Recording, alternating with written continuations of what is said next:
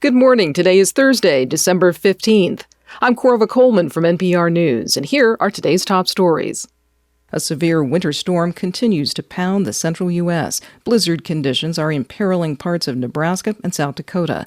The same storm system has spawned deadly tornadoes in the south. 3 people have been killed by tornadoes in Louisiana, including a child. Louisiana Governor John Bel Edwards says state officials are ready to help. The state of Louisiana, so that all of the assets, all of the personnel of the state of Louisiana, all of our agencies will do what is necessary to respond to and help the people recover from this disaster. Tornado watches are now posted for the Big Bend area of Florida and southern Georgia. President Biden is promising hundreds of millions of dollars in new investments across Africa.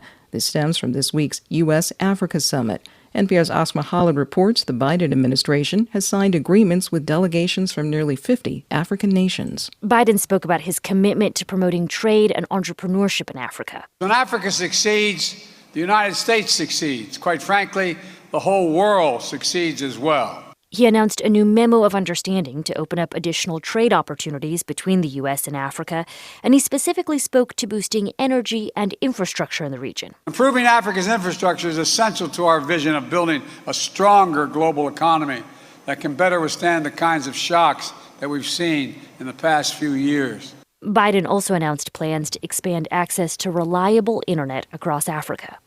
Asma Khalid, NPR News. The House has passed a short-term spending bill that will keep the federal government funded through the end of next week. The Senate is expected to take up the measure today. Lawmakers need to beat this Friday's deadline or the government runs out of spending money. Congressional negotiators say they are close to an agreement on a final spending bill to finance the government through the end of the next fiscal year. A congressional subcommittee finds that the U.S. botched its initial response to the pandemic. NPR's Ping Huang reports this says the country is ill-prepared for the next one unless it changes course. After 2.5 years of investigating, the House Select Subcommittee on the Coronavirus Crisis held its final hearing. James Clyburn, Democrat from South Carolina, chairs the subcommittee. He says that COVID is not the last public health emergency that the U.S. will face. There is more we can do to prevent the next emergency and to be ready when it happens. Their recommendations, released in a report this week, include investing in next-generation vaccines and treatments, strengthening supply chains, and providing universal paid sick leave. But House Republicans say that the report ignores errors made by Democrats and also how the pandemic started. Those are topics Republicans intend to investigate when they take over the House in January.